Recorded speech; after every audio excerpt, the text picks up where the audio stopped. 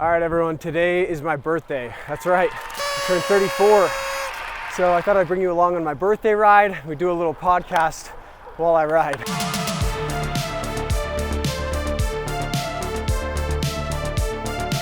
And today we're talking 15 things I wish I knew in my 20s. All right, number one is to just not have so much reverence or respect for authority and for people that are older than you. Still something I'm trying to learn is just treating adults. I mean, I think of myself as a freaking kid still, 34 years old, but just treating people like your equals, you know? Oh, freak. Okay, I'm going to the path.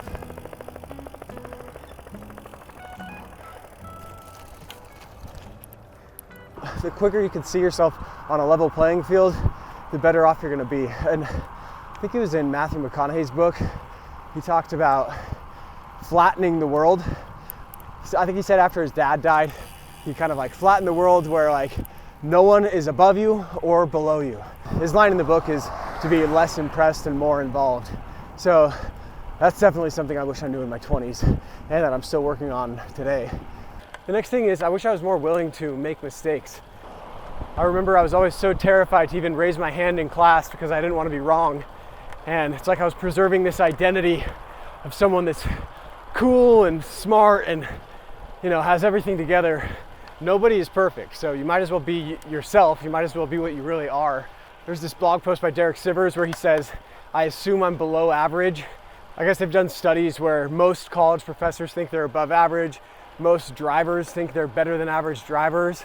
So assume you're below average and you'll actually be humble enough to grow and to learn. I used to get so mad when people would pass me, like on the bike, and I don't know, it's just an ego thing. And I'd get all competitive and want to go past them. But now, you know, as a wise 34-year-old, I realized you don't know if the guy you're passing is on mile 160 of a ride, or maybe he like is coming off of a surgery or something and he's recovering and you feel amazing passing this dude. It's stupid. Like, or maybe it's someone that's just on like a lighter training day. Like, I think I realized this getting into running. There are days when, so I'm training for a marathon right now, and there are days when you go very light, like where I'm out there running like a 10-minute mile.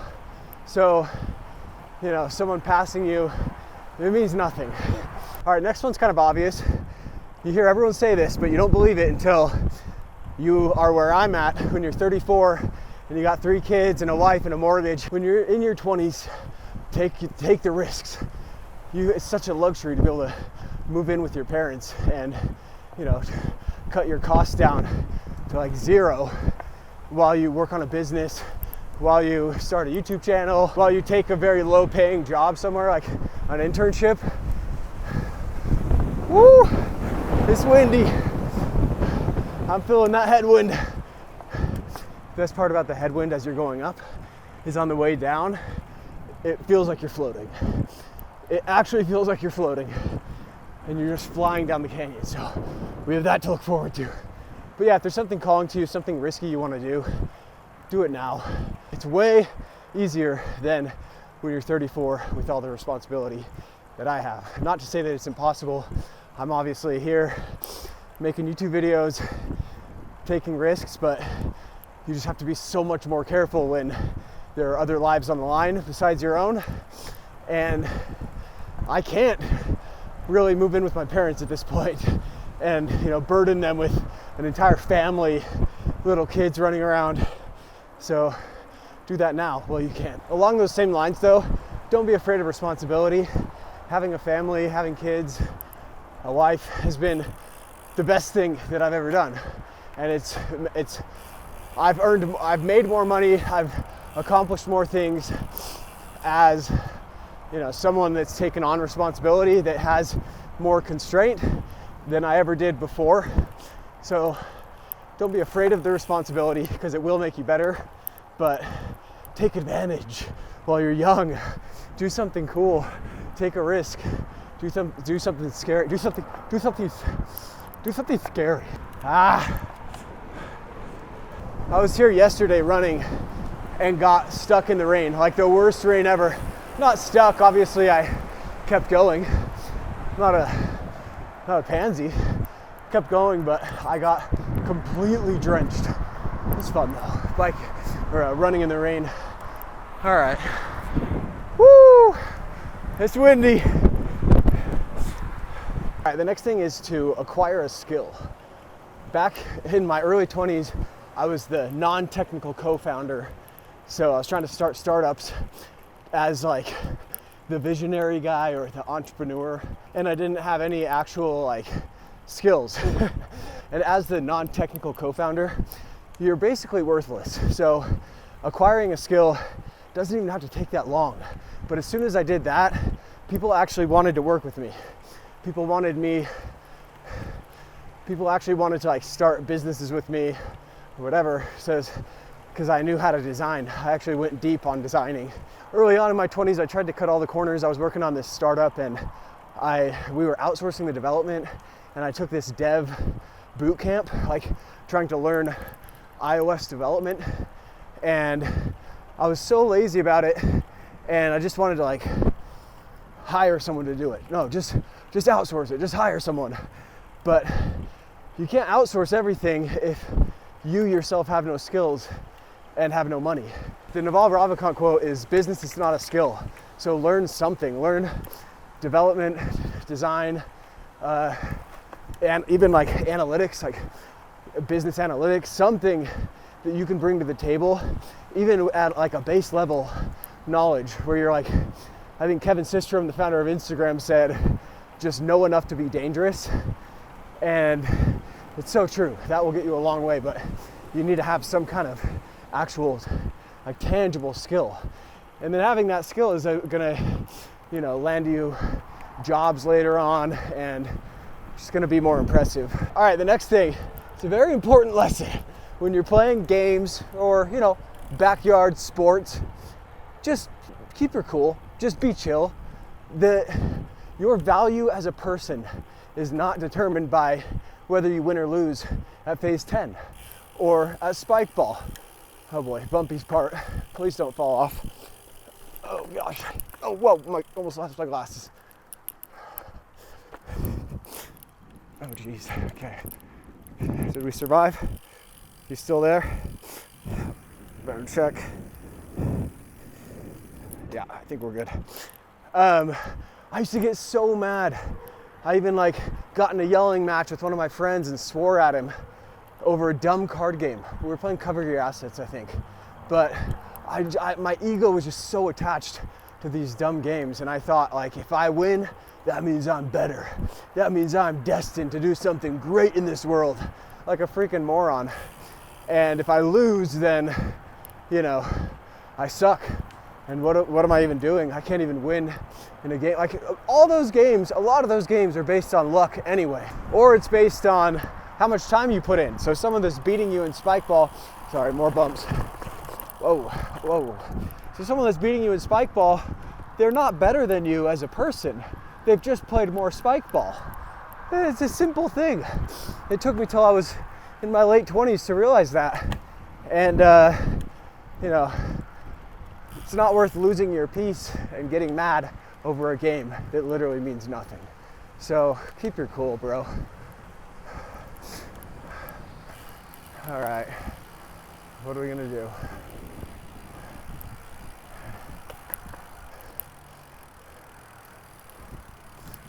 Morning.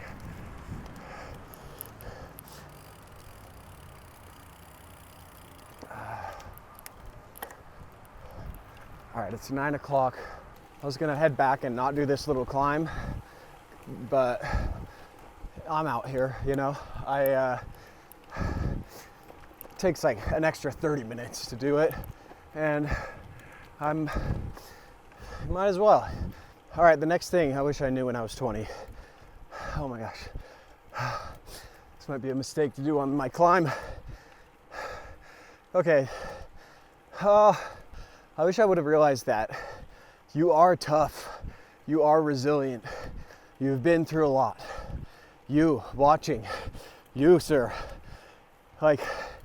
we tend to kind of shrug off the things that we've been through and the things that we've endured. And it isn't until like recently that I'm realizing like, man, that was a lot. That was hard, and I made it through it. I freaking did that. Like, so many things. I had a bad bike. I had 2 back-to-back bad bike accidents when I was 16 that, like, one of them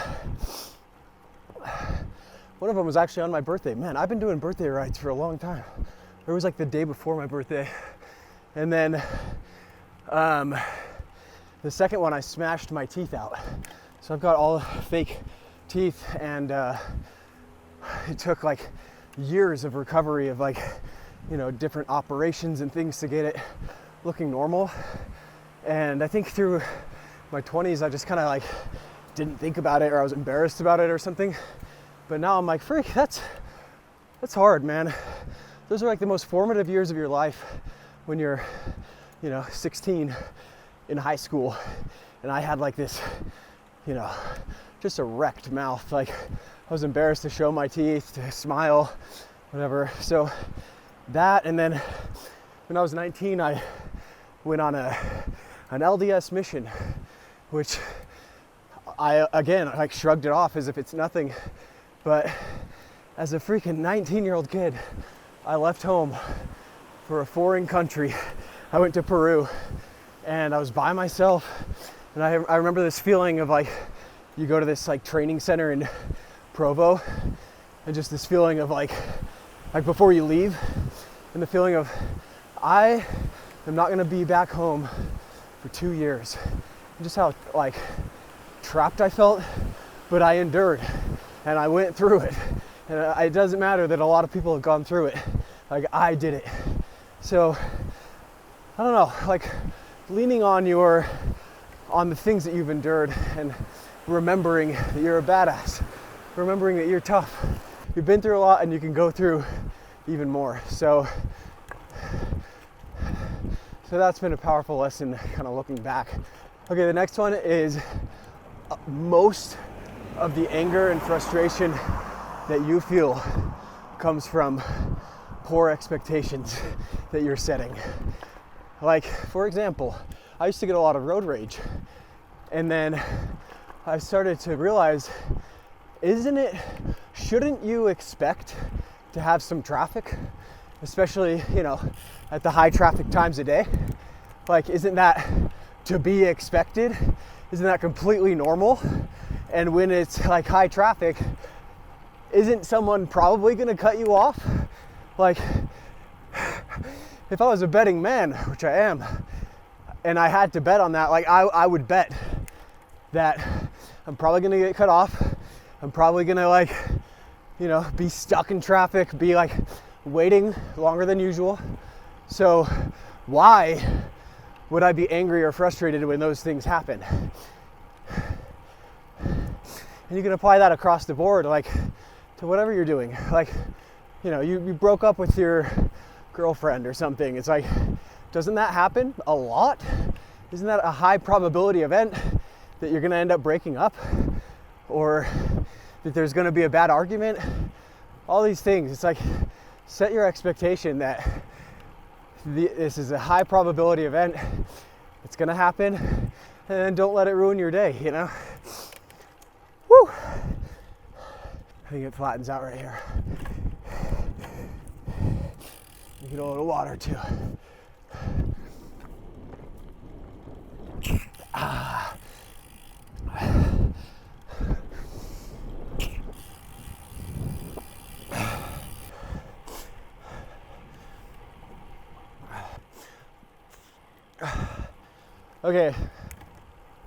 Okay, the next point is to start a meditation practice.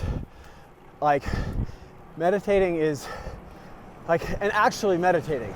It's one thing to know about meditating, and it's another to actually meditate. Like, it's completely different.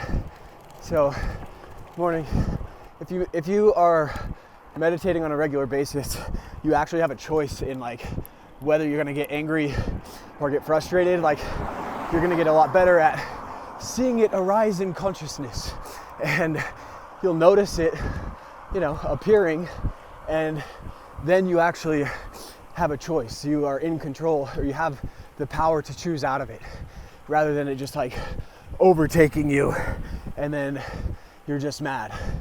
So, and it also helps with like remembering the good times. Like if you learn how to be present, and I look back on trips that I went on as a single young dude, the entire time I was like in my head about,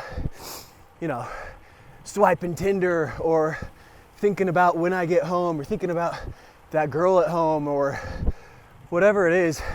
You're not present, and you actually don't remember those trips as well as you would if you were just present in the moment, enjoying it.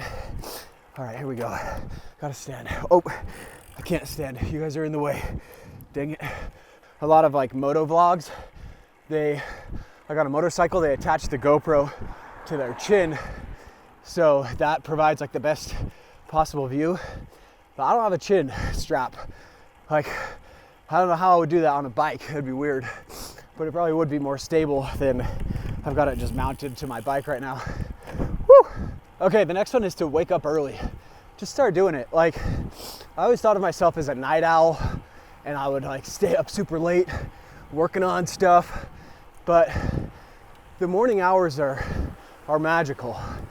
It's just a better thing to get in the habit of like waking up early than staying up super late. Okay, the next thing is to just not judge people.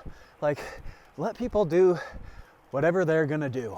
You gotta realize that you're catching that person at a moment in time when like maybe they're at their lowest and you're at your highest. And maybe like, for example, if you were to judge someone for being lazy, not working out or whatever, and you're always working out, always staying fit, in 10 years, they could be running ultra marathons and you could be the lazy one.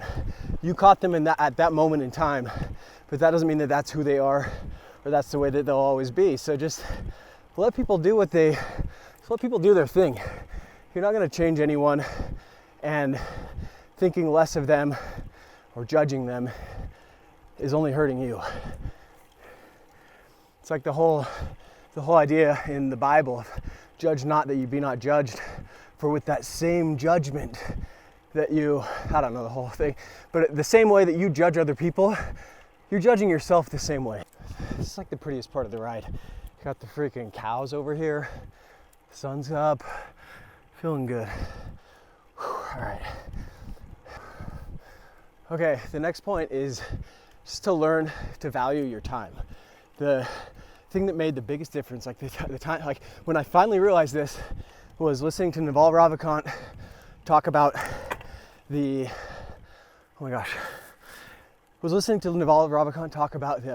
aspirational hourly rate. Give me a sec. Woo, okay.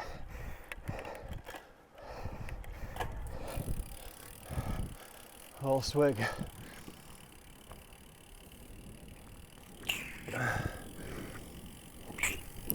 So Naval talks about having an aspirational hourly rate where anything that you don't want to do that's kind of work related or whatever, you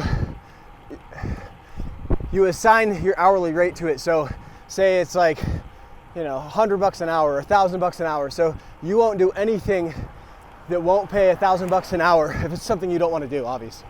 Like spending time with friends or family, that doesn't count. But just setting an hourly rate and then like determining the value of what you're doing by that rate. So I used to spend waste so much time like designing and redesigning logos and just dumb stuff that I thought I was being productive. Like hours on the phone with my partners in different businesses, just talking, just like chatting, spending time at like lunches and meals and stuff. And it's all such a waste. Like you can learn to be more productive with your time right now in your 20s, and it will put you so much further ahead. Okay.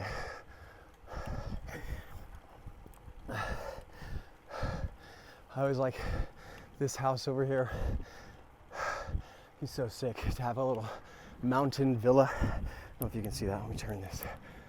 Like, to live in the mountains, the porch that wraps around. Look at the freaking view these people have. And so much land. There's like a barn and then a bunch of land over here and like a little stream. That is what I want someday. All right, the next thing is to never say that, oh, I'm just not good at blank thing. You can learn anything. Really, you can learn anything. Anything that you want to learn. Just like watch some YouTube videos, record yourself doing it, get a coach, but never just accept that like, oh, I'm just bad at that thing and I'll never be good at it. If there's something you want to get better at, just decide to go and learn how to do it. This is the best ride, honestly. It's a climb that's like not too steep. It's like a 4 mile climb, I think. It's just nice up here though. This is like my go-to ride. Oh, we got some wild turkeys.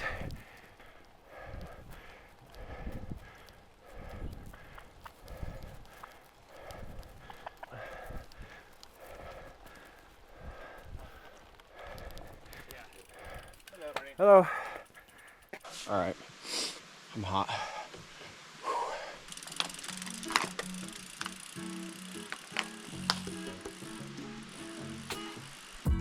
The last point on my list is to enjoy the stage of life that you are in. And I know that sounds lame. I remember people telling me that and I didn't even know what it meant. So what does that actually look like? When I was in my early 20s, like in the college years, and even before that, like in high school, I've always felt like I'm kind of looking forward to the next stage of life. Like I wanted to be out of high school. I wanted to be out of college. So what is it like to actually enjoy your stage of life? I think that it's being a participator. I think it's doing the things that college kids do or doing the things that high school kids do, just leaning into it and making it fun. Your life in 10 years from now will look completely different, and there is no going back. I look back at my 20s and I was almost like too cool to participate, and because of that, I missed out on so many core experiences of being young, being 20. So enjoy this time in your 20s. Thank you for watching.